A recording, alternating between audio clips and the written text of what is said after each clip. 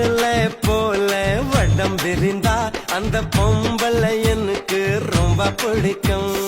உரசி பார்த்து நெருப்பு வந்தா அந்த ஆம்பளை எனக்கு ரொம்ப பிடிக்கும். கொதிக்கிற பானையிலே கைய விட செல்லாதே, அரைக்கிற அம்மியிலே எண்ணெய் வச்சு கொள்ளாதே.